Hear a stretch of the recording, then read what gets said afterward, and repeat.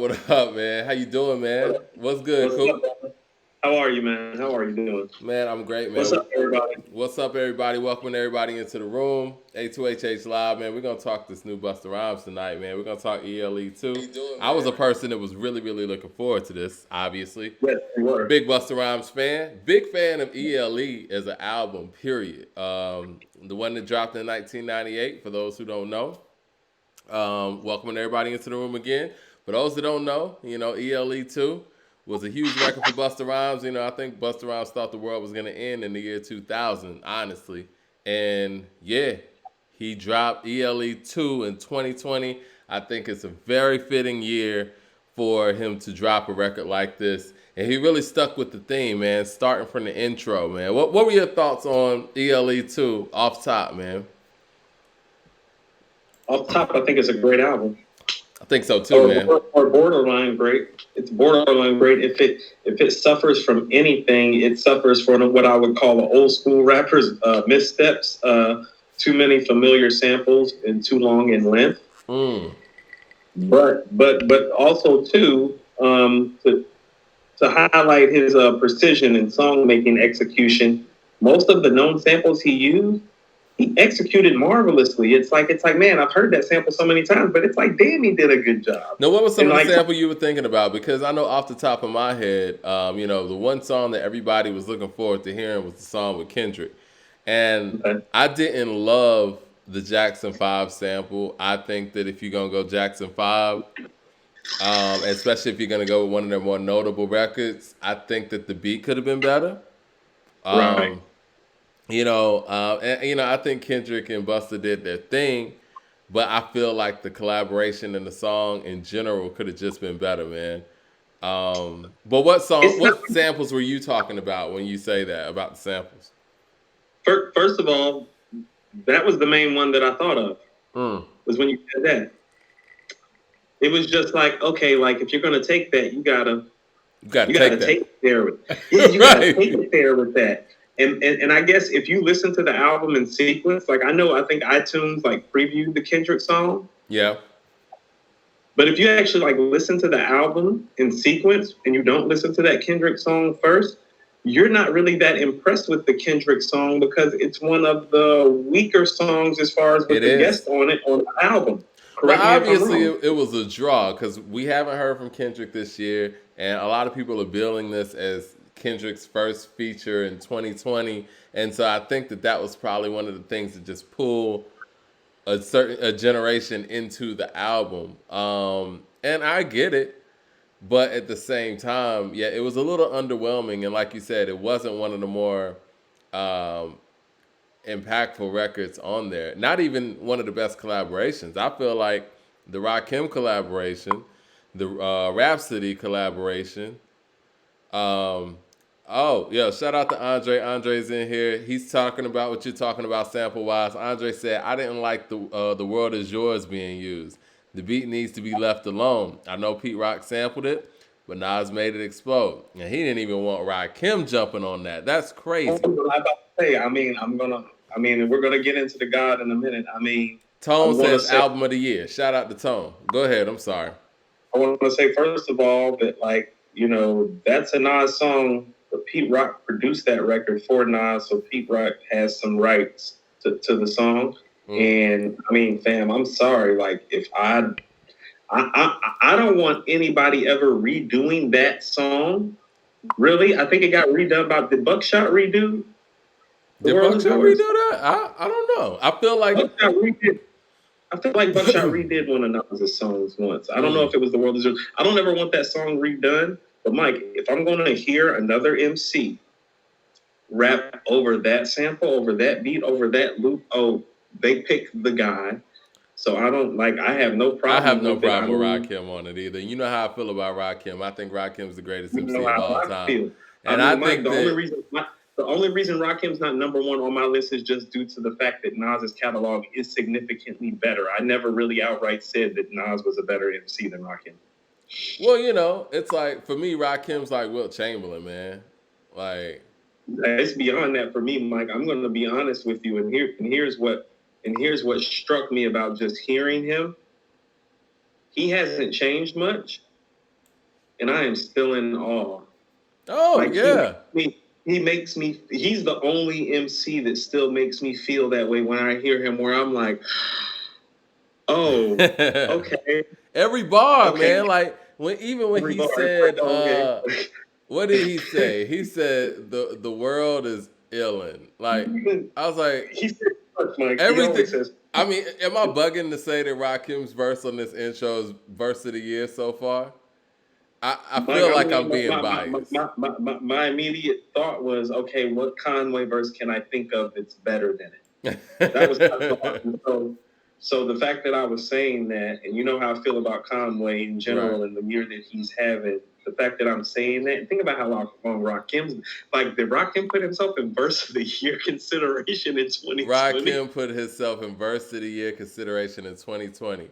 33 So years in the game, man. So can I tell you something? Like, for people who don't understand or don't know who Rakim is, he has a line where he says, "Remember me, the one you got your idea from." Like, for about 50 to 60% of the game, in particular East Coast rap, he is the guy where they got their idea and their style from. I mean, no, no, And no, no, no, no, no. We can go a step further than that. Everybody who okay, rap, so okay, I mean that's anybody how who I feel like. doesn't rap, like, no disrespect, Melly Mel, Run DMC right now, you So Mike, got just style for Mike, Rakim. It's what it is. Mike, I was about to say, here's why he is eternally, no matter what happens, always in the top 5 of MCs, because the class of MCing can be classified by 2 iterations. There was how people MC'd before Rakim came along, Yeah. and then there was how people MC'd after Rakim came along, and he eternally is in the top 5. Now we got a lot of people that's coming in the room and a lot of people that are commenting. I want y'all to tell us what's y'all favorite song on ELE too. And let me get to some of the comments real quick. That might be the song of the year too. It could be. It could be. Tone says that's my shit. That's album of the year. Troy Thomas says Busta is a heavyweight on this. Jermaine Dixon said album of the year. Stop. Andre said album is nice. John says the Michael Jackson on it was crazy. Jermaine says that Old Dirty song was fire. We got Eric in here say I think K Dot went hard, but if you're a Kendrick fan, you might feel he went hard. It wasn't special. All right, this is my thing with that. I feel like that Kendrick verse is old. I don't feel like he recorded that this year. And even in the lyric video, he was showing old pictures of K-Dot. Like, that literally sound like K-Dot. It didn't sound like Kendrick to me. The harmonizing part of it felt a little 2017. Yeah. 18. And see, that's the thing, too. Like, I really love this Busta album, but I think it's a collection of songs that he's already had. And some of those songs, there were really good songs he put on this album that was already a really good album. You know what I mean?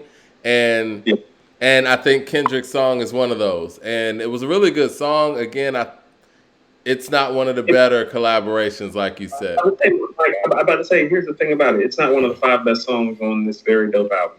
It's not. It's not one of the 10 best songs. I mean, let's go down to... No. It might be. It might clock in at about 10. Like let's give it some static. I'm looking at the track list right now. I think the intro's better, right? Okay. What did you think about that Bell Bit DeVoe joint? Mike, never mind. I'm gonna stop talking. Never mind. I'm sorry. No, you're fine. What did you think about the Bell Bib DeVoe record? I was just listening to that. I think that's interesting. My thoughts are ambivalent about it. That was the other sample record where I was going to go to. It's like, oh, well, why'd you take it? But then he freaked it so hard. It's like, oh, well, cool. I really can't knock you for doing it. It's just not my shit, but it's still a good song. Like, that's what I mean about how this record is really dope. It's borderline great to great album of the year consideration, because I realized something about this album with Busta, and here's where I'm about to give him some flowers, Mike. Busta's the greatest home run hitter in the history of rap. Oh, flowers. Like, as far as hitting it out the park, like when he bangs, don't nobody bang like Busta when he bangs. Nobody wants it with Busta in a verses. Me and Christopher was saying that, and Chris was asking, was the album good? The album's really good. Really good. Top I five of mean, the so year, definitely so far. And some people are saying album of the year. I like it more than Nas's album, but I mhm. mean, I think that could go either way. But aren't you more of a Busta fan than a Nas fan? No, I'm more of a Nas fan than a Busta fan. Are you? I am. I'm. Okay. No, I was asking. I was legit asking, Mike. I I was mean, legit asking. I'm a real big Busta fan though, but yeah, I mean, I'm more of a Nas fan. I told you, Mike, like you got me excited about this. I kind of stopped being excited about Busta. You was the one that kind of had me like, no, no, no, no, no, no, no. Like, get excited, I nigga. saw that Busta Like, was really taking this serious, and I know he really takes, ELE serious to the point where he actually made a sequel to it. So, and then I saw the features on it, I was like, he's really making this serious. And then so the let's whole roll it. Ti back and forth, I think that was in promotion for it too, and I was like, okay, well, this must be a really good album. Well, how about this? Well, how about this? In the Ti back and forth as far as who made the better album this year, Mike, I clocked ELE 2 in at number 5 this year. So it actually bumped the Allegory out of the top 5, which is how I felt about it. And so I feel like there are 4 truly possible classic albums that got made this year. And I think you already know those 4. It's Pray for Paris, From a King to a God, King's Disease, and Alfredo. ELE 2 is the closest thing to it, and it's close enough that if somebody like you tells me that you prefer it over King's Disease, I'm not going to squab with you about it too much because it's in my top 5, and I have King's Disease tied for 3rd, which means it could be 4th if you were forcing me to pick possibly, because truthfully, even though I love Nas and I think he's the GOAT, I played Alfredo more than I played King's Disease. So if I was actually ranking it by playability and I had to break the tie, and the tie would be playability, I would put Alfredo at 3, Okay. King's Disease at 4, ELE 2 at 5. So you telling me that you think it's better than King's Disease? I'm like, well, that would be just me switching slots a little bit then. So I'm not going to argue with you. Buddha says, I love Nas, but it's better than Nas' album, hands down. Busta That's put a what, lot and into it's not this. hands down. That's what I be telling people. It's like people be so. That's where you get offended at. No, that's where I be like, no, like damn, like what are you listening to? It's like, no, it's not that big a difference. Like how about this? The difference between Pray for Paris and ELL 2 is a hands down difference. The difference between like Alfredo and King's Disease and no. There's a difference between 1 and 5. There ain't a difference between 4 and 5, fam. Like not like hands down, no. Well, Let's go down the great records that's on this album, because if you're telling me that it's better than King's Disease, I'm gonna tell you why. It's one of my problems with it. It would be better than King's Disease if it wasn't lengthy. That's what I mean about him being a great home run hitter. He knocked a lot of shit out the park on this album, Mike. And what didn't you like on the album? How about that? What did not Because I like? know you just said the Bell Biv DeVoe one, but I mean, honestly, How about that this? that It's one not was anything. it was It's very not anything. creative. It was How very about this? creative. It's not anything that I didn't like. There were just a few songs that I was ambivalent about. The only song on King's Disease I'm ambivalent about is the Replace Me song with Big Sean. And the only song They on shot a Alfredo video for that. and the only song on Alfredo I'm ambivalent about is Something to Rap About. Like, I know why other people like those records. It's just like not my shit, but I know why other people like it. And that's why I have ELE 2 at number 5, because where that only happened once on King's Disease and Alfredo for me, which is part of why I tied those albums. That happened on about 3 or 4 records on ELE 2, and part of that is length, which is my main critique of the album, which would be length, because he nailed most of the samples, even if I'm ambivalent about those samples that he nailed, which are, and the 2 main ones are the ones you mentioned, which is the Michael Jackson sample and the Bell Biv DeVoe sample. Well, let me ask y'all in the room. I know we got a lot of people in the room and a lot of comments to get to. Did y'all like the Look Over Your Shoulder featuring Kendrick Lamar? What you about to say, Coop? Just quick hip hop history lesson. That voice of the guy saying "Poison" on that Bell Biv DeVoe classic is Cool G Rap. Is it? That's Cool G Rap. I never knew Poison, Poison. That's from Cool G Rap song Poison. That's Cool G Rap. That's the Cool G Rap sample. Hip hop shit. Right. That's what I'm saying. That's what I mean about how Busta nailed it. I know Busta's ahead and he knows that's Cool G Raps. Like, they sample Cool G Rap first. It's like, nah, like, we gonna take Bill DeVoe shit because actually it started off on some rap shit because that's a Cool G Rap shit. Yeah. Okay. All right. Well, Chris asked, how did the album make you feel? That's what it boils down to. All right. Well, I was talking to Coop about this earlier, right? Like, Busta Rhymes is such an interesting artist in hip hop in the sense where he's, for me personally, I I like Busta when he's just rhyming about rhyming. So when Busta's sticking to topics and subject matters, and it's really interesting that I say this because um, he's a very conscious individual. But Exactly, my Mike. most, huh? What are you saying What I'm exactly? saying is I like Woo Ha Busta. I like give me some more Busta. I love that guy. No, I love that guy. I like Which you one should was out so my flow? yeah. I like you should just roll out the red carpet. You a moving target. I got you open like supermarkets. I like that Busta. First of all, Mike, Everything Remains Raw is still probably my favorite Busta song. I make you feel my proton, neutron, and electron. Yeah, Right. no.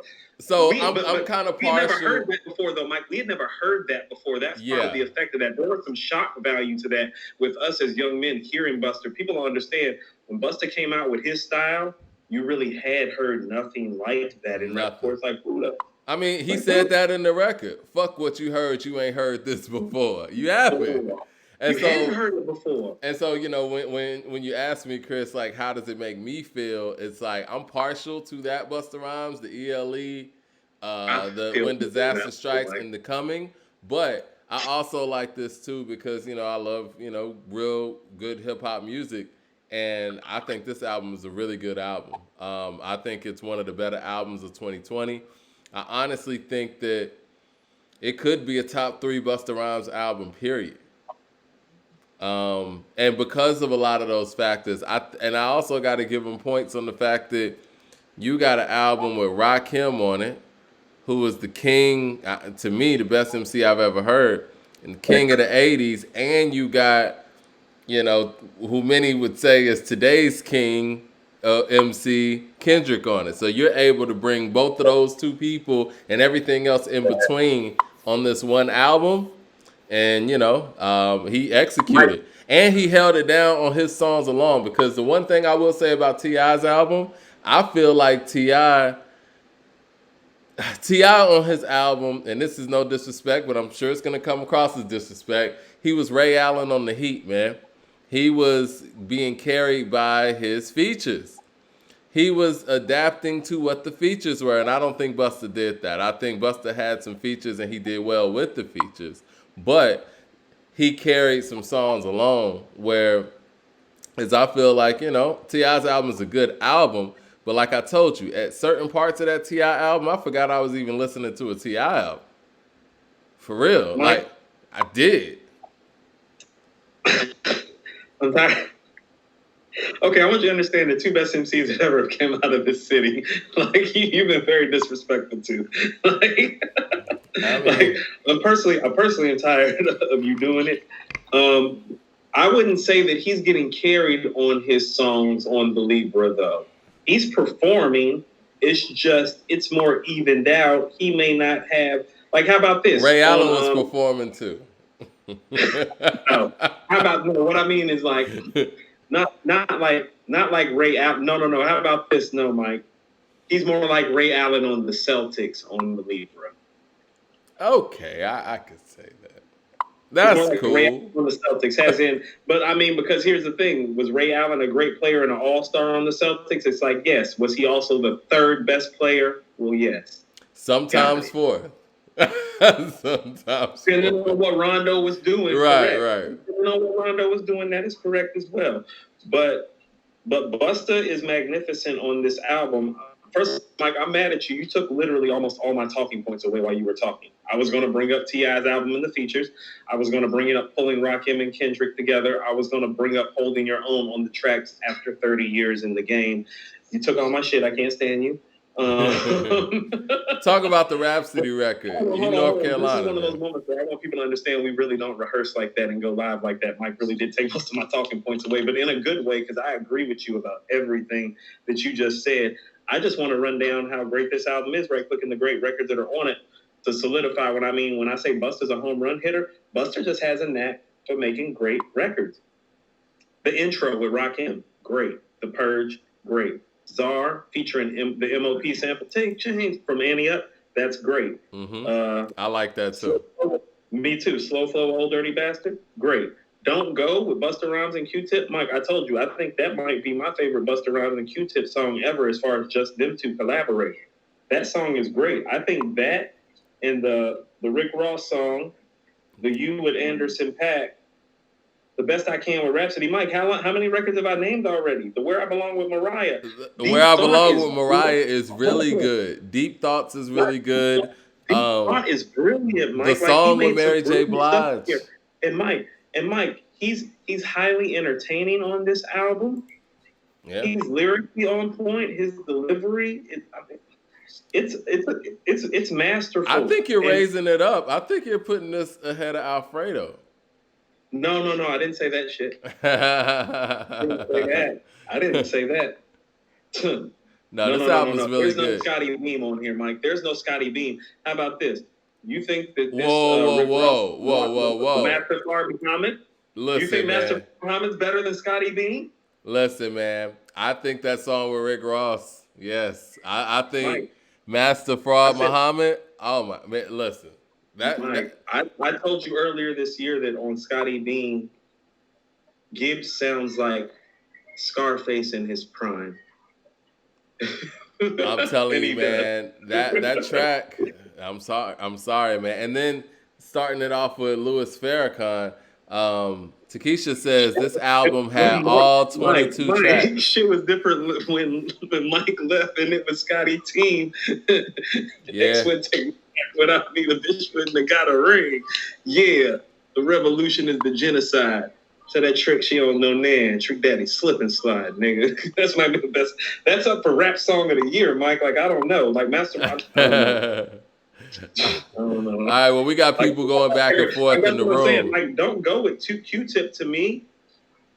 And the song, how about this? The Rick Ross song on here was the third to fourth best appearance on here. The Q-Tip and the Rakim appearance to me are better than the Ross appearance. And I'm not saying that to downgrade Ross, but it's like, damn it, I'm talking about Rakim and Q-Tip. Yeah. They showed up, and they both showed up and showed out. Takesha says Rhapsody represented us ladies and North Carolina very well. Yeah, Anderson and Rhapsody. That's what I'm saying, Mike. Like I don't even know, like Rick, like all of those guest appearances we just named, Rakim. You know what? I love the Rhapsody record. I love the Rhapsody record to the point where I think that they should put that out and shoot a video for it. I think that the way that they approach that song and the content and the context that they put into it, I think that song should definitely be heard. In the same way that I feel like T.I. should have put out the song with his son. People should have seen that. Hey, Mike, I'm going to take it a step further. The song with T.I. and his son was something that we wanted to hear. Mm-hmm. This is something that we want to hear, and I think that we need to hear as well. I agree. Rhapsody did an incredible job, too. When I listened to this record, I was like, they need the visual aid to it is so sincere because we in the Black community in our tenuous love situation know it oh so well, and so I would love if they would. I think it would be powerful. Address our issues. I love it when our issues come to the forefront and we have the opportunity to address them. Yeah. Which is one of the reasons I put this album at number 5, Mike, because if you didn't know any better, Nas is having more fun on King's Disease in 2020 than Busta Rhymes is having on ELE 2 in 2020. And who in the hell would have thought that in 1996 when they were on their freshman and sophomore albums respectively? Yeah. You know what I mean? It's striking because, like, I think what a lot of people were expecting content-wise from Nas is actually what Busta delivered. Mm-hmm. And the album that everybody was looking for from Kendrick and Cole, Busta delivered. Like, Mike, correct me if I'm wrong. Wouldn't you have loved that this album, if King's Disease would have started off the same way? Like, imagine Busta Rhymes isn't on this like intro, and it's Nas there instead. People would be calling the album a classic before they even got the track 2. Right, I agree. Like, this is the best rap album ever made. And I agree with you 100%. Well, I mean, I think that's a segue into what we were going to talk about next, man. Do you feel like 2020 is one of the top years in hip hop. Period. Like, you know what? I don't even want to go. Let's not even talk about the '90s. Let's just talk about the 2000s with the music that's Mhm. come out and the albums that's come out. I know 2018 was a huge year with a lot of records. Do you think 2020 is one of the better years in hip hop over the past 10, 15 years? That's without question, Mike. And hip hop's been around for, give me an exact year now, Mike. Give it I an mean, I guess exact we could year. technically say about 40, 41 years. I mean, I know we got people who were here from the core in the chat right now talking about they were in NY in 73. So, but Right. on So I was going to wax, say, are we I going guess we'll 73 start. with it, or are we going on some rap shit with it? We'll start with Sugar Hill Gang, I guess, in That's 79, 80, 79? Okay. 79, 80 So, ish. Yeah, so we'll go 41 years, right? right. Buddha says And we're 2012 was a good year, also. I'm gonna have to. okay, Buddha. Buddha, shout out to you, because when I was actually thinking about the great years in 2000, the last year that I could go back to where I felt like there were this many quality projects was 2012. So that's spot on, in my opinion. Mm, Um, I'm going to take that a step further too and say, Mike, I think when we look back on this year, especially seeing how we have a couple more months of music, like literally 2 more months of music, mm-hmm. this has a chance to go down as one of the 10 greatest rap years ever, music wise. And so I want people to understand what I'm saying when I'm saying that. And so we've been getting a lot of flack about being biased. And I don't think it is that we're being biased. I don't think a lot of cats that are listening to us and following us have been around for some of the great eras where things were diversified, a la a 1995, where you will get The Diary by Scarface and Soul Food by Goody Mob, but also get Only Built for Cuban Links and The Infamous and Liquid Swords all in the same year. And so you learn to respect, and East 1999, I think, correct? 95 was crazy. That's Yeah. what I'm saying. And so I don't think a lot of our audience has seen a lot of these years. We've kind of, and I'm not trying to be funny when I say this, I think we've kind of gotten used to the single heavy, not album laden projects in the 2000s. This is an album laden year with quality projects. And I think what is also going on too is that a lot of guys in the South, and I'm talking as far as the fans, not the artists, are beginning to behave the way New Yorkers behaved when the South started to become prominent in the rap scene. And I say that to say, like some punk ass bitches. And we're not being biased. No. I'm gonna call it like I see it. When the South started taking over the hip hop scene, the New York fans did not deal with it well. People need to respect the quality of music that has come out of New York specifically this year, Mike. It's probably, Mike, I told you, I haven't heard New York rap sound this good since I was in high school. I'm almost 40. So it's been a long time since I've heard rap come out of New York this good. I'm not going to behave the way I saw a lot of New York fans behave and not cover it, not give it the recognition it deserves, and not acknowledge these guys paying their dues just because I'm from the South. New York's Especially kicking seeing ass how, right now. Yeah. especially seeing how I'm working for a publication where we care about our integrity, like actually care about our integrity. So we're not being biased. You guys aren't used to great New York rap shit. You haven't heard it in a long time. Neither is I. It's just that it's happening now. Like you need to accept it and deal with it and not behave the way they behaved when we took over the hip hop scene. Because it was a lot of shit talking during the transition, Mike. And what I'm seeing, like dudes who are down here with us in Atlanta are like, oh, you guys are being biased, da da da da. It's like, no, we're actually being unbiased and giving credit where it's due. You really don't want me to start picking apart like the Southern hip hop scene because, like Mike, I told you behind the scenes, the Southern hip hop scene right now is really more like Motown. Well, Buddha Specifically, says 95 was the best year, epic. We got Anthony Mitchell in here. He says, what y'all know about Spoonie G is like, he's from New York. He feels disrespected. Eric no, I'm says not like that, 96. fam. No, fam. If you feel disrespected, understand how long cats from the South down here in hip hop got disrespected by you guys and not even taken seriously. I don't want to hear that from you guys. You know what it was. Y'all was sitting up there talking cash shit about the music down here, fam. So I'm calling it like I see it and not taking it back. Sorry you're offended. We were offended for the first 30 years. But say something. We were offended for the first 30 years, fam. Well, I mean, look, it ain't even any of that. You know what I'm saying? At the end of the day, New York that's is what I'm saying making about good having New hip York cats. Oh, I feel disrespected. Well, you started the disrespect. Right. Well, get out of here with that. I'm giving Mike. Four of my top five rap albums are coming out of New York this year. Yeah, I mean, New York is doing its thing this year. West Side Gun is leading the charge, man. From Gary, Indiana, Mike, Freddie Gibbs, you gotta love rap. How are we biased? Like Mike, I played Alfredo. I played Alfredo more than every album, including Pray for Paris this year. It's my personal favorite. You like Alfredo more than Pray for Paris? I mean, no. I mean, I don't think Mike. Here's what I mean. How about this? It's like I told you. It's like I play the Purple Tape more than I play Illmatic and Aquemini. I play Alfredo more than I play From a King to a God and Pray for Paris. Like, it's just personal aesthetic.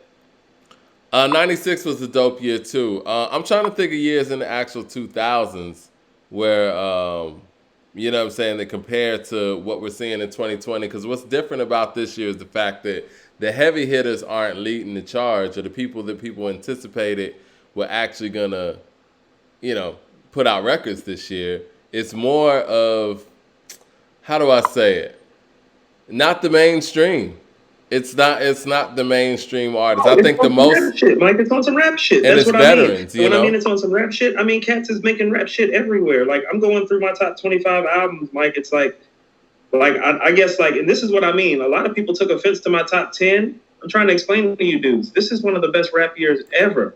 All right, here's the top 10. I got the top 10 on the screen. Go ahead. Like, you want to hear my top 25, Mike? Like this is what I mean. Like, this is a great year. Like Mike, I got a written testimony by Jay Electronica at 22, Mike. Oh, you did a whole top 25? Yeah, Run the Jewels. Yeah, I did a list, Mike. This is what I mean. Cats are talking about bias. It's like, no, it's not bias. This is a great year, dude. There are a lot of great projects. I got Run the Jewels 3 at 15. It didn't make my top 10. It's at 15.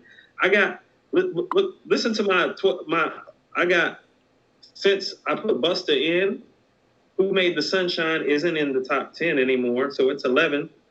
My Turn by Lil Baby is 12. Believer by T.I. is 13. Detroit 2 by Sean is 14. Run the Jewels 3, 15. Burden of Proof by Benny, 16. That's for all you dudes that saying that, like, you know, I didn't like Benny's album. It's like, no, I like Benny's album. It's just like, it's a great year. Jadakiss album, 16. Ignatius. Fly God 2 at 18. Savage Mode 2 at 19. The Liz at 20. Versace Tape by Boldy at 21. That's Detroit. He's not from New York. Keep trying to tell people. Written Testimony, that's Jay Electronica. He's from New Orleans, Mike. He ain't from New York either. Karma 3, Dave East, that's Harlem. Reasonable Drought, Stove the God, that's upstate New York. All My Heroes Are Dead, R.A. the Rugged Man, Rock. I got Streams of Thought, 8, 9. I mean, Mike, I got guys from everywhere. That's what I'm saying. Like, Midwest got if anybody should be mad at this list, Mike, it should be cats on the West Coast. I really don't have no West Coast album. The West didn't have a good year, but TDE was running rap for like the last 5 to 7 years. So it's like, you know, I'm cool with that too. I mean, at the end of the day, you know what? Everybody's gonna rep. Everybody's gonna rep their side and gonna rep where they're from and the hip hop that comes from there. And at the end, no, of course, but you know, even in the posts and the discussions and things like that, I've seen people say that the platform is Southern bias, East Coast bias, West Coast bias. It's all about whatever people see on the screen. So it's nothing personal. People just love the culture so much that, you know, people want to see their side. But Andre says, Coop, I wouldn't tune in weekly if I didn't love hearing what y'all have to say.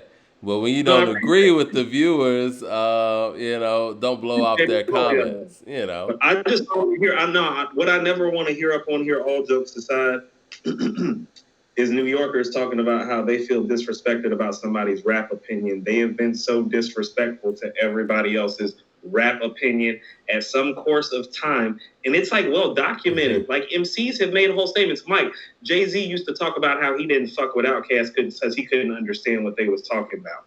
Like Well, that's you what know I be what? talking about. It's like, Mom, I ain't forgot none of that. But Nah, you know I what? ain't I forgot grew none up of in a that. time. I mean, I'm from Atlanta. I grew up in a time where I was listening to Wu Tang. People at school was looking at me crazy because Atlanta in the South was one of those things where anybody that wasn't in the South, they weren't listening to either. It was that divide altogether. You know what I'm saying? So, And Mike, we had radio where we were hearing everything. I think that there were a few rappers that people in the South were really rocking with on the East Coast, and that was Busta, DMX, and Method Man at the time. okay, I can definitely see that stylistically Yeah. why Southern Atlanta in particular would be drawn to those guys. I'm going to submit something to you right now. I left Atlanta when I was about 12 years old, and I moved to Charlotte, which is where I'm originally from. But I grew up in Atlanta, so I pretty much spent my childhood in Atlanta, in downtown, and on the east side till I was 12. 13, I moved to Charlotte. The Charlotte hip hop aesthetic, and I said this before, Mike. People love 3 6 Mafia and Mobb Deep all the same in Charlotte. And so probably 3 6 more, still Southern, but everything gets respected. And my hip hop opinions are reflective of my Charlotte upbringing and definitely not my Atlanta upbringing. Wu Tang and Mobb Deep were major in Charlotte and Carolina when I was coming up. I've told you this before, Mike, because I worked at a record store in Charlotte in high school when Lil' Kim was in her prime. Her second biggest state for record sales outside of New York was North Carolina. Yeah, North So Carolina fucked with it all, North and you Carolina can fucks see with it that at in all. you can see that in And you Lil can hear it Brother. when you hear Rhapsody. Yeah, Actually, Rhapsody is and actually the artist coming out of Carolina, where it's like, and that's why I love and her J so much. Cole too. Rhapsody is the embodiment of North Carolina MCs more than any MC that's ever come out of North Carolina that's made it major, Mike. What about J Cole? I just said Him Rhapsody, too. Mike. But I said embodiment of North Carolina. I didn't say best MC necessarily. no, That would no, probably no. still What be I'm close. saying is the fact that even when people talk about J Cole, I think they feel like they're talking about an East Coast MC. I don't think they feel like North Carolina off the I mean, top. there's Even if you something talk about about like YBN Cordae, like I didn't know he was from the Carolina for a minute. Little right. Brother too. I mean, Little Brother didn't signify what people knew, felt like was No, Southern. but that's what I'm saying. No, Mike. But that's what I'm saying. Like for cats that are from Carolina, it's like yes, they do. We on some rap shit up in Charlotte, and Greensboro, and Fayetteville, and Port City, and Goldsboro, like all that. No. It's on some rap shit, Mike. Yeah. Eric And so said my Fonte opinions, embodies North Carolina. Yeah, yeah. I mean, yeah, the North Carolina scene. so Mike. So what I'm saying is that like that's why Streams of Thought and Wanna are right next to each other, like at 9 and 10 on my albums of the year. Like that's Charlotte in a nutshell. Like Yeah. no. Black Thought, Gunner, like both. Both. How about that? Like you don't have to pick one or the other and be biased. You can love them both in Charlotte. That's Well, beautiful thing about it. Yeah. Like so that's what I mean when Cats is talking like the Southern bias. It's like, no. I don't know what you're talking about. I'm from Charlotte, Southern City. We love all that shit. Well, I Atlanta ain't the only city in the South. And I'm gonna go ahead and say that again too. well, I mean, it's obviously And, it's a few and different I'm more flavors. Atlanta than I am Charlotte. Truthfully, it's just my music aesthetic is Charlotte, but it's like cats from down here got to stop acting like it's like they're like they got to stop acting like them dudes in New York was acting like before we got the ball, Mike. Like it's like we know everything and we got it. It's like stop behaving that way. So you're saying that the shit. South? Mike, you So, remember what it was like. Let me clarify. Like before Outkast blew up down here, So Mike. wait. We didn't like You're saying that people in the South right now are acting like people in the East Coast used to act in the '90s about you liking the East Coast albums now. Correct. Quote that, print that, run that, tell that. Well, here's the top 10 albums of the year. You got number 10, West Side Gun, Who Made the Sunshine. Number 9, you got Gunna, I just Wanna. put Busta in. Well, yeah. I'll read it to you because I just put Busta in. Okay, all So right. We'll change it up. So that's the one that goes out.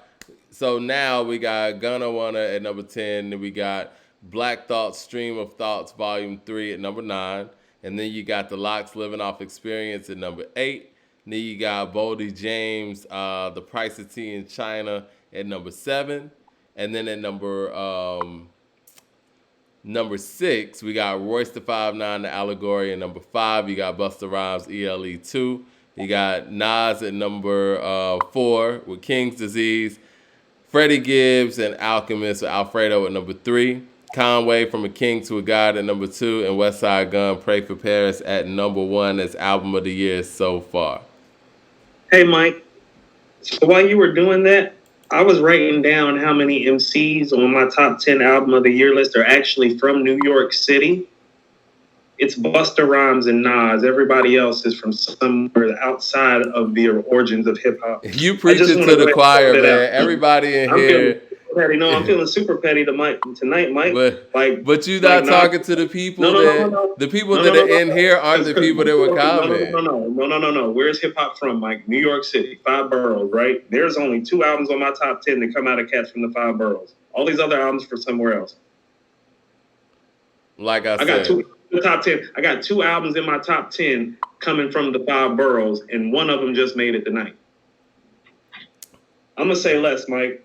Yeah, I mean, like I said, man, the people say Queens, things. Indiana. Where Busta from? Bronx, right? What's that? Busta from the Bronx, right? Busta is from Long Island, Brooklyn. Yeah, he from Brooklyn. Yeah, from Brooklyn. He went to school with Hov and Big. Yeah. So listen to that sounds, Mike. I got Buffalo, Queens, Indiana, Brooklyn, Detroit, Yonkers, Philly, Atlanta. That sounds pretty eclectic to me. I'll take that. Like I said, bro, take it from me. You're never gonna please everybody, man. Like I said, it's always gonna be. So at the end of the day, it at all, man. I didn't appreciate it at all, Mike, because it's like one thing that I've noticed since we started doing this is that like a lot of cats get up on these sites and they'll just try to smear you like quick and run. And it's like we're building out our campaign and our integrity right now, and it's like, nah, you're not about to tag us. And too many people have been saying that, so I'm gonna tag back. And when I tag vicious, and I don't apologize. So, well. I'm not apologizing now. And family felt disrespected. I don't care about it really because it's like, you and your constituency need to talk about how disrespectful y'all have been before you twirl around on all that for real. No, I didn't appreciate that shit either. Well, it's never anything personal. At the end of the day, at the end of the day, man, this is just music, man, and everybody is obviously passionate about their opinion. It ain't music. And I do care. To quote Rakim, Mike, to quote Rakim, I take this more serious than just a poem. Yeah, so it's not. It's cool, but at the end of the day, I think people's opinions are valid, and some we just talk them out. So, but I think Pray for Paris being number 1, I don't think anybody has a real problem with that. I think some people did. A lot of people were like, "Where's Big Sean?" Detroit too. 14. I think he's at 14. And I love the album. This is one of the best rap years ever. Like Mike, what did I say? I told when we did the last album, I said if this Locks album would have came out a year ago, it would have been number 1. It's at 8 this year. That's how great this year is. I don't think cats are used to having this much great material come out. I mean, I hate that we had to get pandemic for it to happen, but Buddha said something, man. He said hip hop got to come back home, and you know what? I do think that that's the one real cool thing about hip hop, and the fact that everybody has their time, and every region has their moment. And I was thinking with the internet age that a lot of that was gonna go away because everybody was no longer regional. Everybody was kind of from the internet, right? You had people from Harlem sounding like people from Texas, and That's not always a good thing. But I'm just saying, I thought that regional flavor was gonna go away, but it didn't. And and it's still one of those things where you do have certain cities that are galvanized and are coming together, and I think that's really cool. I mean, I love when different regions take it, and it just adds a whole different thing. Because the West Coast had it for, I would say, a couple of years, and I'm talking about recent years, not death row years. Yeah, TDE. No, Mike, from about 2012 to 2017, TDE had it on lock. Not even just them. Because the game was coming out with quality stuff too. Um, Love the game. Love the game. yeah, game's No, been so, very so consistent. let me say something. So here's part of why, and I don't know for you, here's part of why I talk Griselda shit so much, Mike, and I'm about to talk it again some more. They restored a feeling in boroughs and cities they're not even from. They're from upstate New York. Yeah, You know the degree of difficulty of that? That's a hard degree of difficulty. I That's think the like internet helped that's like make that happen. You froze that's up like for a Mike. minute. That's like somebody from Athens restoring the feeling of Atlanta. You know what? Your camera froze up for a second. So where did it freeze? I'm sorry. You know the I mean, no, hurricane I hit hear hard. you. It's just the camera. It's like it's like a still shot of you, but I hear you. But yeah, um, Still, but obviously, those those Buffalo MCs, they were very influenced by what those New York MCs were doing too, and I think no. they Honest just to those they guys, reminded them like, yo, you can do this right now. I think that right? again, we talk about that Locks album and how authentic that is the fact It's that great. I think that that's really influenced by what Griselda was doing, and it kind of brought the Locks together. Like, yo, we ain't got to make records for the clubs or nothing like that. We could just hit some hardcore shit. That's the other thing. The fact that people have been inside all year and people aren't really focused on making music for people to go out and have a good time Absolutely. to, that's Right. changed the tone of what is coming out this year and who's So coming out. can I say something to that, Mike? Yeah, yeah. That's part of why Lil Baby's My Turn didn't make my top 10. Is that as the year started to go on, see his drop before the pandemic. And so when you put it content wise up to some of this stuff that's dropped since then, even though it's great content coming from him, and I still think to a degree he still does have next, particularly in this city, the content doesn't stand up to the content that is ahead of it. I'm not trying to knock fam. I actually think he's the best young MC down here, period. Like in the South. There's not an MC under 30 in the South right now that I would prefer to hear over Lil Baby. I can't think of one. You are still frozen. What I'm gonna do is I'm gonna hang up and I'm gonna call you right back. But I hear everything you're saying. It's just it's Sorry. just frozen. Hurricane, fam. Right, right, right. I think it's that hurricane weather where let's see, let me get him back on the line. Man, that really got going for a minute. Let's see. Boom, boom. All right, yeah. I see. But yeah, I think Lil Baby's having an incredible year. I think that, but see, again, it's kind of like on a major level, right? Where No, but even on even on a city level, it's like no, I see what he's doing, and I love it, and we've given him like plenty of love up on here. It's just like I'm objective, and so me being down here doesn't change how I rank anything. And it was the 12th best album that I heard this year so far. I And was I was in his a best is yet to gathering. come. I was Like in a I'm a believer that his best is yet to come. Like I don't think this is about to be his best project. I was in a gathering with some hip hop fans, and I guess the subject of Juvenile came up, and it was a cat who was influenced by. I think he's more of a Rakim Nas fan and all that. He said he just couldn't get into Juvenile and the country shit that was going on at the time, and it's a preference thing, man. No, listen to the disrespect, Mike. Listen to what he just said. But he All the wasn't from country New shit. York. Oh, He you mean wasn't even Southern from rap? New Or York. you mean Southern rap? Yeah, he wasn't from. But no. He wasn't from New York. But No, it's just the disrespect about Southern rap that some of them dudes carried around the time. well, It's like, at the like end of the day, let's be honest though, Coop. For the most part, outside of Cass, Face, and a few others, Southern hip hop really isn't or wasn't that lyrical. Like if we plopped the Wu Tang into the South, they were five of them would probably make up top 20 spots. Let's just be honest. correct. It just is Hold what on, it Mike. is. Hold on, Mike. New York That's is just so lyrically heavy. It is what it is. No. It's not even like it wasn't like even just a lyrical disrespect thing. I get what you're saying. I mean, they got the best rappers. It is what it is. And I'm from Atlanta. They do. Mike, who's my goat? Yeah, Like I'm Nas. not I doing know that. Nas is your goat. But that I'm just I'm telling you saying that's where it comes from. no, Like, no, no, no, no, no, no, no, no. Just because you have, that's what I'm saying. Okay, just because you have the best crops of lyricists doesn't mean that you're supposed to be disrespectful to the other crops. Because what happens is, and this is where that feeling's coming from now. All those times you were disrespectful and taking those little shots while you had the ball.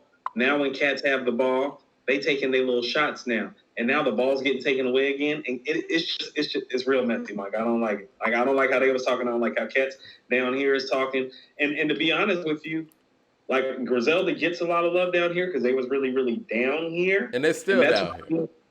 why Benny was just here. But that's what I'm talking about how the fans gotta stop doing that and being like, oh, like no, no. They're making dope shit, fam. You just don't listen. Well, this is the thing too, man. I wish I had it set up where we could take callers today because people want to actually call in and get in on this. But this is the thing too, man. It's It ain't hard like to find and it ain't hard to tell. it's like I mean, no, I think everyone is looking at people as lyricists, right? And no one is sitting out here saying that Andre 3000 can't rhyme. And I can understand if, because I know I've had my period as a hip hop fan where I was so into certain lyricists that anything less than that, I couldn't really take in like that. And I did that, and that wasn't even a regional thing. I think I've told you, like, after I heard Akumanai, I couldn't listen to the Pastor Troy stuff that people were listening to. It was just, I was a snob at that point. I was like, yo, what are y'all listening to? Do you hear this? Mike, can I tell you the album that changed my mind? And it was my big cousin Mario who did it for me. I was like real hardcore and heavy. It was like Wu-Tang, Biggie, Nas, Tupac, and whoever inspired them, and nobody else mattered. And one day I told my cousin that East 1999 wasn't that good. And he went fuck off on me and forced me to listen to that album. And when I mean he talked me down, he was like, no, he was like, what your problem is? Bias. He didn't say I was biased, but essentially that's what he's saying. He was like, no, he was like, you think that everything that's not in that box can't be as good as what's in that box. No, this box is just as good as that box. You're just not listening. And I listened to East 1999 for about 2 days straight, and I was like, damn, Big Homie's right. This album is brilliant. And I started listening to everything from that point on. And that's why East 1999 is one of my personal favorite albums, because that's the album that changed my mind. It's like, oh, no. It don't got to be like one of the best bars you ever heard over a primo beat, or it doesn't have to be Outkast repping the city that you love, that you were raised in, like for it to be brilliant to you. Well, you know what? And I think that's interesting because since we're talking about years, and I think that East 99 is a really good one to bring up. Like, let's think about 98, right? Juvenile dropped 400 Degrees. For certain people, no matter, depending on where you're from, that's a classic. But I remember when High came out, people laughed at that record. I laughed. There you go. I'm going to call a spade a spade. I laughed when that record first came out. I'm going to tell you, God rest his soul, King Vidal, my man V from high school. Vidal was the first nigga from my high school up on High, and was literally, he was one of the cats I used to rap with. And he literally had his fatigues on one day and was rapping that shit. And I literally asked my dude, I was like, what the fuck are you singing that for? He's like, nah, Coop, you wrong. This shit hard. But like I said, I think I'll never forget him. He just passed last year, Mike. I'll never forget him. The first time I seen him in the breezeway in the morning, bobbing his head with his headphones on, singing the hook. We on the paper chase. We got your block on fire. Remain in the G. Make nothing out of something. When that shit, I thought it was dumb. You know what? It's one of the best songs. 400 Degrees, 400 Degrees, the album all together. And a lot of people had a similar experience with that. Andre says he laughed at it too until he started listening to it more. The album's dope. Right. I think 400 Degrees was one of those albums because at that time I was on that hippity hop shit, which I always am anyway. But I was like, yeah, this is cool for what it is, but I liked it more and appreciated it. And I think that's the word. appreciating it more and understanding culturally where it comes from the more you listen to it. Because Like, how about this? 98 was ELE for me. I'm sitting here listening to Busta Rhymes rhyme crazy and then kind of hearing, no disrespect, remedial raps on some levels on certain Southern records. And, it's dope You don't be though. helping my case, Mike. You don't be helping my case. Not the disrespect when you're from Atlanta and you call the rap remedial. I'm just going like you ain't helping at all. Like you ain't helping at all. I'm just being Shit. honest. I'm just trying to be balanced. I'm trying to see where everybody's coming from, and I get it. But, because like I told you, I've done that within the city. Like I said, Akuma and I had me not wanting to accept any lyrically less rappers from this city, period. Like, I couldn't get into that. What's up? Big mouth, big talk, big game. I couldn't.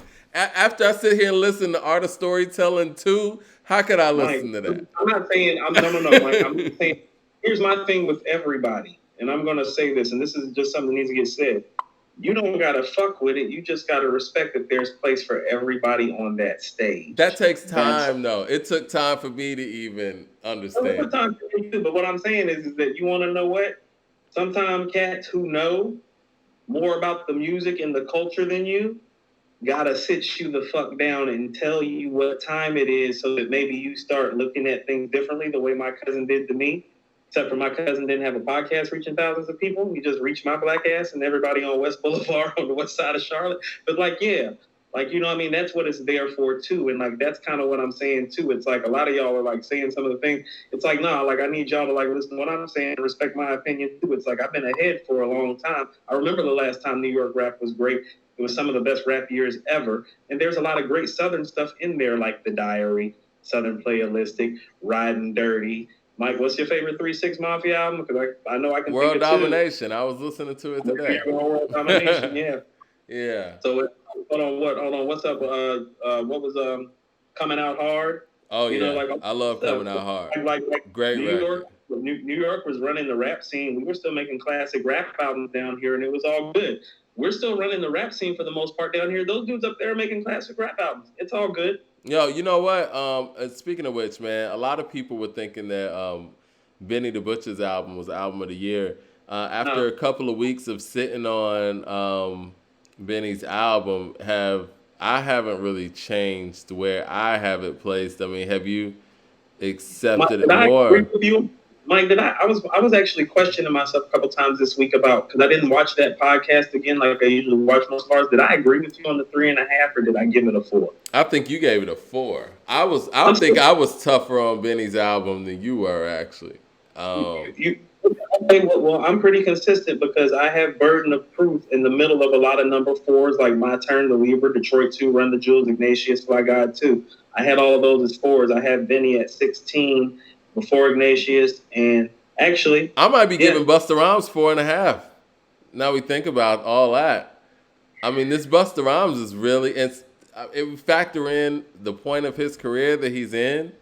home runs are home runs, Mike. So Yeah, you might be right I think because Busta it's like Rhymes might be a 4.5 out of 5 on this one. it might, and that's what I'm saying. So to say that, I would say, Mike, if I were to agree with you, that there are 5 albums that are 4.5 this year. That's an all-time great year. Herman's 8 is about to drop. When's that dropping, Yeah. Andre? He just started putting that on the gram like today. I just saw that too. I didn't even want to talk about it because everybody keeps talking about how biased I am. Man, don't worry about that shit, man. Let's just talk. No. What I'm really trying to do is keep on bringing up the bias, and I'm being super petty so it can provide a teaching moment. Hey, With man, my well, bias ass. hey man, he about to drop the 4th album, his 4th album in 1 year. West Side Gun is definitely hip hop's artist of the year, in my opinion. It's the last of the Hitler series too. Okay. Yeah, it's the last of the series. He needs to go take a rest in 2021, man. Let somebody else have a game, man. Benny, in my opinion, I don't think Benny's album lived up to everything that we were looking for. But other people like it.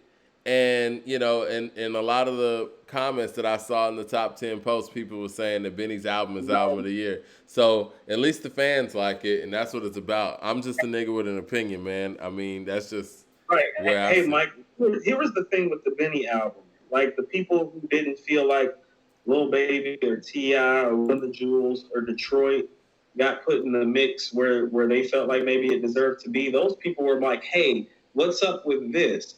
The people who didn't like what was going on with Benny was like, what y'all talking about? It's album of the year. And it's like, y'all saying that? It's like, no, what are y'all talking about? That's not even Hit Boy's best production job this year, mostly King's Disease. And it's like, Benny is spitting on there. You want to know what I thought of this week, and it's not lyrically strong like this, Mike. But this album kind of reminds me of the 18th Letter by Rakim. Do you remember the 18th Letter by Rakim? I remember that. It is an album that lyrically is supremely gifted, and when the beats are matching the intensity of the MC and what he is saying, it is breathtaking at moments. Mm-hmm. But for the most part, due to how the beats were put together, not saying that the beats were bad, how the beats were put together in relationship to the artist rapping over the beat, it came off as kind of a 3.5 kind of project, even though some of his coldest shit lyrically is on there, and that's Rakim. Go see The Saga Begins by your man Pete Rock. Right. Gotcha. Right. Yeah. So Benny's album kind of reminded me of song. You remember the Saga Begins, right? Yeah, I remember that. That's a dope record. That reminds me, Sly Green reminds me of that. It's like, no, he needed more of that on this album. Yep. Like, just like Rakim needed more of the Saga Begins, and it's been a long time, Benny needed more war paint and Sly Green. Well, I already told you I wasn't a fan of Hit Boy producing the whole album anyway, and I'm sure you feel the same way. A lot of fans who are Griselda followers felt the same way as well. Andre says that Westside Gunn says that he's retiring after Herman's 8. Yep. And Hall and Nash, unless he changes his mind. Yeah, I mean, he can, man. I hope he can. You know what? Even if he retires from the mic, I hope he continues to executive produce people's projects, because any project executive produced with Westside Gunn's name on it is fire. See, Mike, from a king to a god. Mike, I told you he's been working on his hook game. Yeah. I'm totally cool with him transitioning into executive producing Conway, Benny, Boldy, and Armani moving forward with the occasional verse and hook game sprinkled in. Totally cool with it. He's that kind of put together a project type of guy at this point. And that's what I mean about giving this dude their flowers. People are like, how about this? Their guys are just finding out about Westside this year. They're like, he's retiring. I'm like, no, this dude had already put in his work. It's like, yeah, I respect that if he wants to retire and just help those guys and that lady put out quality projects moving forward. It's like, yeah, run the machine. Oh man, I really love run the machine like Conway. Go rap. Coop wants to hear you rap. I mean, this year they just put out so much, man. Griselda's had an incredible 2020. I think put out so much great stuff, Mike. I'm gonna tell you what too. I want people to start explaining to me why they think Benny is the album of the year. Though I'm super perplexed by it. I've never seen an album that I thought was just solid. I've never seen an album that I thought was just solid. That people from the hip hop community, and this is me respecting y'all opinions back, actually saying it deserves album of the year consideration. Like, I've never seen it happen by an album that's just solid to me. Like, I think how about it's the fact that I think that most of the people that came out this year were under the radar, and I think that he's one of the guys that does get a push. I think that the Hit Boy gives him a push too, and I think that a lot of the people who are hearing this album aren't familiar with a lot of the Griselda works. I think that's what this is. And I think that they couldn't have heard Pray for Paris. You can't hear Burden of Proof and hear Pray for Paris and say Burden of Proof is the album of the year. You can't hear From a King to a God and hear Burden of Proof and say that Burden of Proof is the album of the year. Mike, or Alfredo, or King's Disease. It's not even close to any of those 4 projects. That's what I mean when I say album of the year. Busta. Shit. How about this?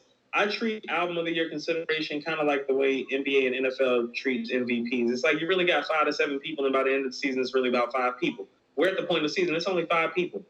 And Andre says, so when he dropped that album, Mike, and it wasn't one of the 5 best albums of the year, album of the year consideration over. Yeah. And I told Mike when that single dropped, the Timeless thing. I said Mm-hmm. he's already out of album of the year consideration. That song is weaker than anything on the And 4 projects. you know what? That song is gone. And I think that that song to me is what probably brought in that audience that isn't familiar with the Griselda brand.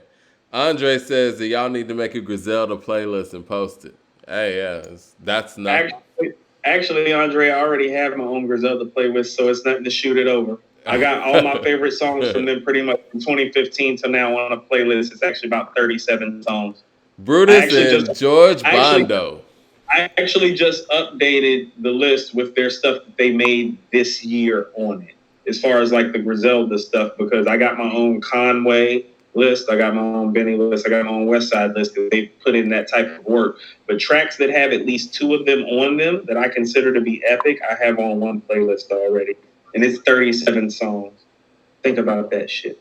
Man, those guys have been putting in incredible work, man. I love the work ethic, and they're really, literally, the new No Limit. If the East Coast had a No Limit, it's them. Are you familiar with the cow off Hitler Wears Hermes 4? I think it's 4. Are you familiar with the cow? No, Conway? no. I probably know it when I hear it. Mike, you need to listen to that because you always talk about Conway's verse on Brutus, and I've always told you that like his verse on the cow is actually his best verse.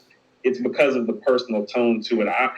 I just want everybody to go listen to the cow. Like, especially West Side's about to retire. That I think they made that record 2015, 2016, but you'll see everything about West Side and Conway today in that record, and that was 5 years ago, and that's what I like about them. They've been remarkably steady. Andre, what streaming platform are you on? He's asking what streaming platform. We have a verified account on Spotify, so you know. But whatever platform you on, just let us know, and we'll make sure we get you that access to that playlist at least. But yeah, I think that Griselda's had an incredible year. I think that they need to get some sort of recognition, some sort of award. I think it's interesting when you have, we don't expect anything from the BET Hip Hop Awards for real. Let's just be honest. We don't expect anything from those type of award shows anymore. Everything's. Sorry, did you say something? BET? What? Yeah, BET? What? Right.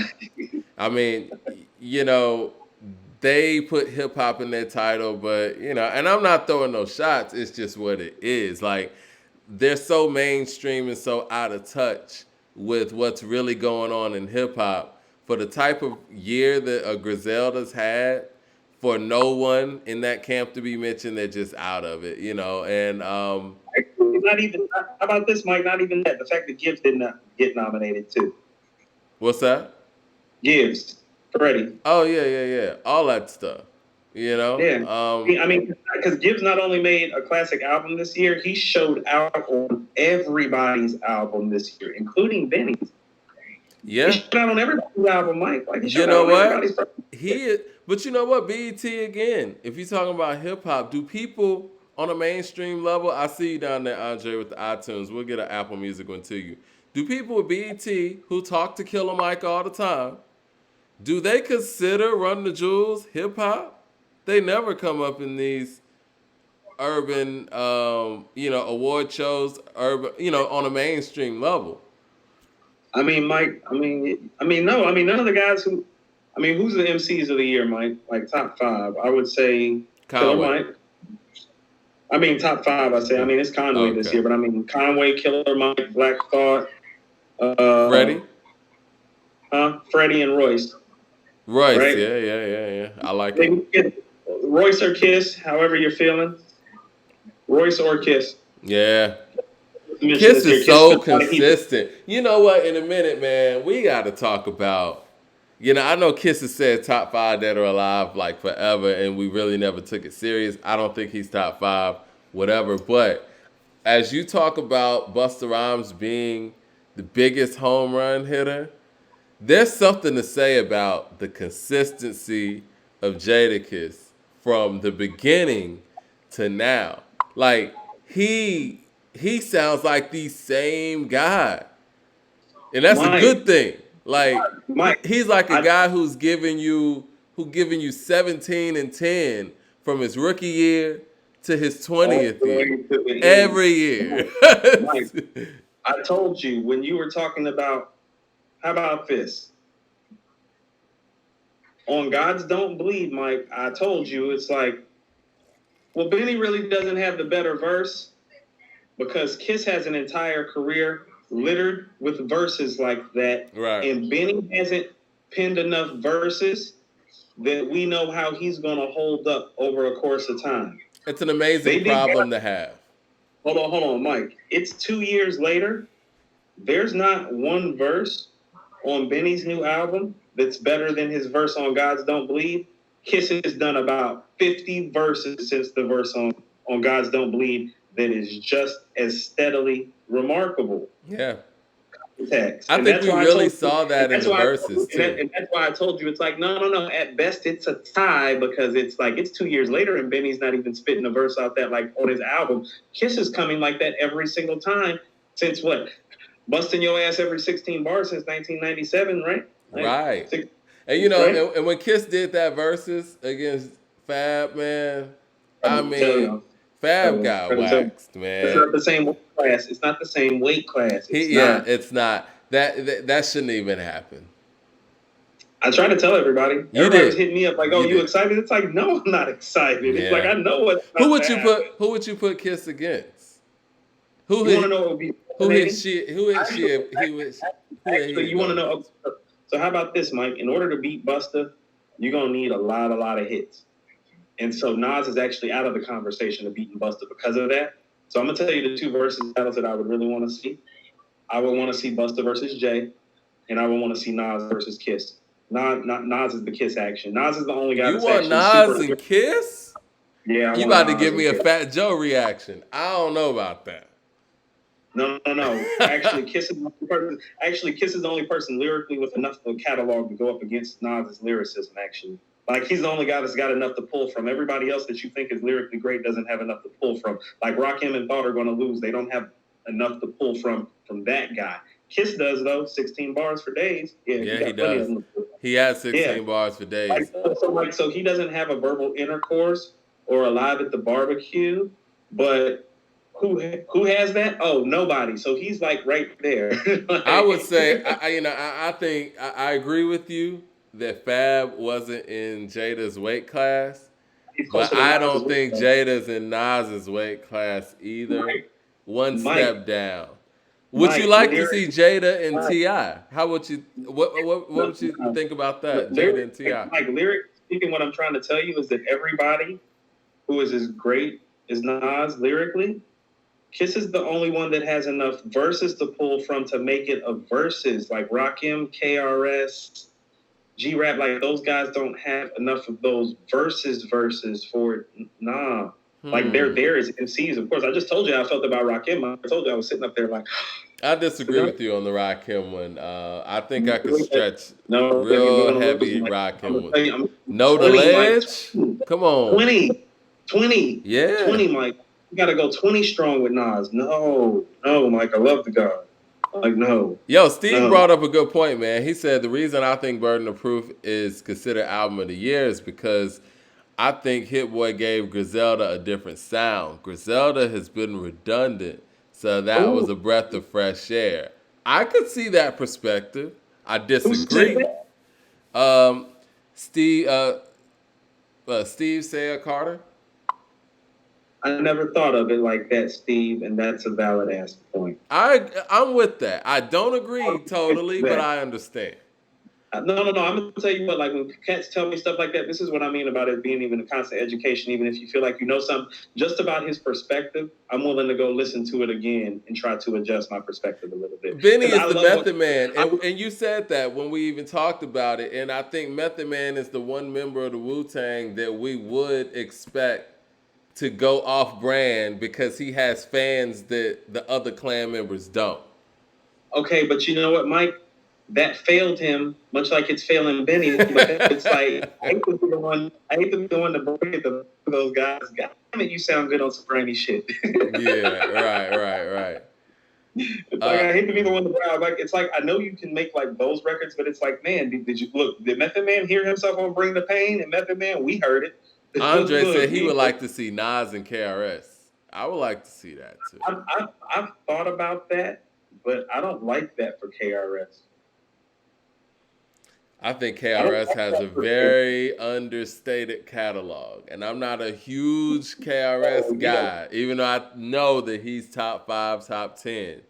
But Mike, his catalog Mike, is whew. Mike, lyrically, I mean, if you really want to know the truth, Mike, the only guys that I consider to be lyrically in Nas's weight class are Black Thought, Rakim, KRS-One, Cool G Rap, and Andre 3000, lyrically, in his weight class. Of those guys, You don't think Jay-Z is lyrically in his weight class? no, him and Big are the next weight class down lyrically. When Illmatic came out and Ready to Die came out, nobody thought Big was lyrically where Nas was, and I don't want cats to sit up there and try to make it seem like it was that way. You think that Andre 3000 is lyrically ahead of Biggie? Okay. If we're just talking about just like people keep forgetting this. Biggie in 1994, Biggie in 1997. Oh, that's a dope rapper. That's an all-time great lyricist. Like I told you, Mike, Biggie in 1997 is arguably the greatest MC who ever lived, and that's it, lyrics included. But that's for a year, and his lifespan and his career was very, very brief. I think Jay-Z is a top flight lyricist. 44 fours, that's heavy No, stuff, man. I didn't say he wasn't a top flight lyricist. I'm talking about some super special motherfuckers I just named. Super special. I don't know, man. 44 fours is super special. No. How about this? When I'm saying that, I'm saying that those guys existed on that level lyrically that I'm talking about for an extended period of time. Jay never lived there an extended period of time, and he owed up to it on the Black album. So no. Well, I will say this. So rhyming like common sense, but I did 5 mil. I ain't been rhyming like common sense. You're counting points off of Jay for dumbing down his style. He did. Yes. You get dot points for dumbing down your style in the conversation of being in the upper echelon of lyricists. I think he more so dumbed down his flow. I'll say this. This is what I'll say. I thought the flow got sicker. No, I'm talking about, I think Volume 3 is Jay rapping at his simplest. Now, I know what you're talking about, more so Volume 2, where it really made a drastic change from bars like on... I mean, he has some bars on there too, man. No, he didn't, Mike. There are no bars. There are no bars. It was. But there are no bars on there. Cut that out. Oh man, there's bars on that song. There's no bars on that song. There's bars on that song. No, there's not. And he's 4-5 rapidly, lift your chest cavity. If you really want to know how I feel, Mike, I always told people that it's like lyrically for me, it's like the Father, the Son, and the Holy Ghost. That's Rakim, Nas, and Black Thought for me. Andre's personal favorite, Atlanta, biased. Buddha says Andre 3000. I hope we're just talking about lyrically because I'm still waiting on that song. We're talking about lyrics. But yeah, I said I mean, Jay. This is where I will give Jay props. His versatility. Mike, hold on, Mike. In Jay's entire career, does he have one verse as thought-provoking as Andre's first verse on Aquemini? Not the second stellar verse, but the first stellar verse. Does Jay have one verse that's even... Mike, you talking about Twice Upon a Time, there was a boy who died. He lived happily ever after, but that's another chapter. Live from Home of the Brave with Dirty Dollars, Beauty Parlors, Baby Ballers, Bowling Ball and Parlors, Street Scholars, Majoring in Culinary Arts. Jay can't take you there. Mike, Jay can't take you there. Jay can't take you there lyrically, Mike. Not there. No. That's why I'm saying no. Andre's in that class where it's like... Are we talking about more so thought-provoking, or are we just talking about snapping, or what? I mean, because... I think that Jay's last verse on Song Cry, the whole Song Cry. And I also think his last verse on Streets is Watching, that's some incredible shit. Now, his last verse on Streets is Watching, yes, Song Cry, no. But that's what I'm saying. What Dre and Thought and Nas and Rock, like those guys do lyrically to explain things and take you there all the time. Jay can do it. He does not exist there. You have to point out moments like, I don't know, verse 3 off track 5 off his second album. Preachers Watching. You have given away without getting at me. That's your fault. How many times have you forgiven me? How was I to know that you was plain and sick of me? I know the way a nigga live was whack, but you don't get a nigga back like that. Come on, man. He can go there. He doesn't live there. Biggie lived there for the entirety of life after death, but the fact of the matter is, it's like, did you live there already to die? No. Jay was changing up his flow. I would give him that, but the Dynasty intro is what they're naming. The Dynasty intro was tough. Stevie Wonder with the do-rag, that one was that. Yeah. That's what I'm saying. He can go there. That's part of the reason why Nas was talking about 50, when 50 was dissing me, it's like, no. Like 50 can't go there. Like Jay can step into that territory. He does not live there. Steve brought up a good one. How strong is Jay on that Jay Electronica album though?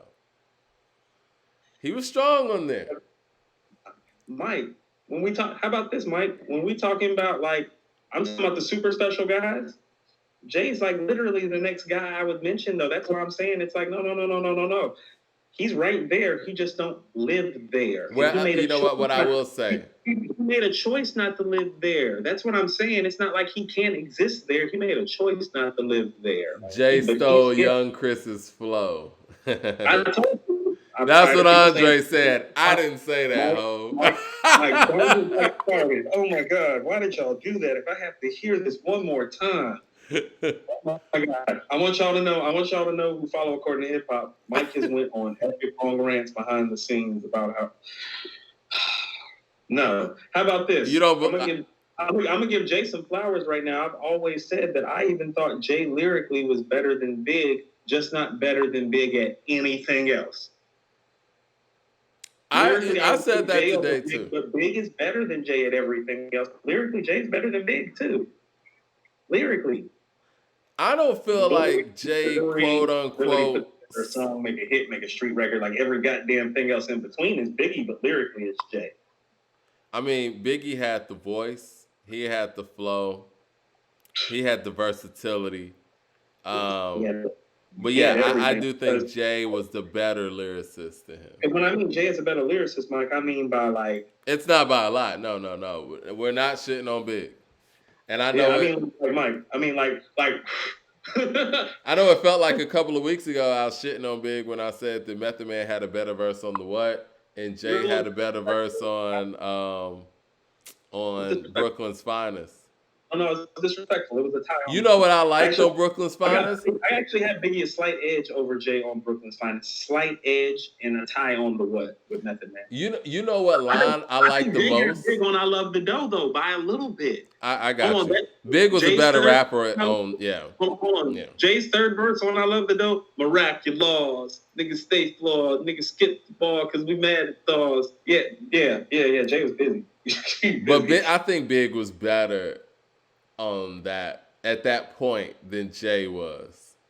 No, he was, but I'm saying on that record though, give me Jay. Yeah. You know what bar I really liked on Brooklyn's Finest? I really like that I'm from Marcy, I'm Varsity, Chump You JV, Jigga Jay-Z. Like that line was dope to me. That's one of my favorites. I liked him more on the short nigga please, like short sleeves, I bear arms. Yeah, like sleeves, I bear arms. Snap it. I was like, who is this guy again? Yo. That's not the Hawaiian Sophie. That's the In My Life. Like with Mike on Friend or Foe, when he was like the In My Lifetime nigga, when I heard Brooklyn's Finest, I said that, Mike. I was like, that's not the In My Lifetime nigga, is it? Right. I mean, listen, man. Who wanna bet us that we don't touch leather stack cheddar forever? All live treacherous, all the et ceteras to the death of us, me and my confidant. Like, he never rhymed like that again. Mike, actually more of a fan of the third verse. Politics is usual, black. How does that third verse? Yeah, I love that. Yo, that's my favorite Jay-Z song. Steady flow, you already know. You light, I'm heavy dough. Heavy road, Mike Machete, your flow.